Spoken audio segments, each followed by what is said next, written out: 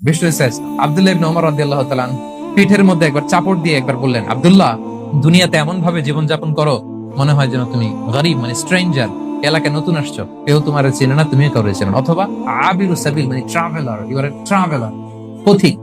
এইভাবে থাকো। ধরো একটা জায়গায় গেছেন, কেউ আপনার চিনে না, জানে না, ওই জায়গায় আপনি বাড়িঘর করবেন? কারণ তো চিনেনই না, এটা সেফ এলাকা, তাও জানেন না, টাকাও তো নিয়ে আসেন নাই বাড়িঘর করবেন, কিছু করবেন? যেই কাজের জন্য গেছেন, কোন রকম কাজ সেরে চলে যাবো এখান থেকে, যেহেতু আমি অপরাজিত। অথবা ট্রাভেল করতেছেন, এখান থেকে মক্কা যাবেন, ধরেন যে দুবাইতে ট্রানজিট 4 ঘন্টা, কয় ঘন্টা ট্রানজিট, যেহেতু 4 ঘন্টা পাইছি, এবার একটা সোফা কিনি, একটা টেবিল কিনি, একটা এই কিনি সেই কিনি এয়ারপোর্টের ভিতরে, এরকম কোন পাগল করে? তাহলে 4 ঘন্টা ট্রানজিটে কি করেন? এই চা খেতে খেতে, মসজিদের ভিতরে 2 রাকাত নামাজ পড়তে পড়তে, ওয়েটিং এরিয়াতে বসে পত্রিকা পড়তে পড়তে কোন রকম কাটায় দেওয়া, কি বলেন? নাকি ওইখানে সোফা টোফা, বাড়ি ঘর, এটা সেটা কিনা শুরু করেন 4 ঘন্টার জন্য? এরকম কোন পাগল আছে এরকম? আবিরু সাবিল। দুনিয়াতে এভাবেই বসবাস করতাম।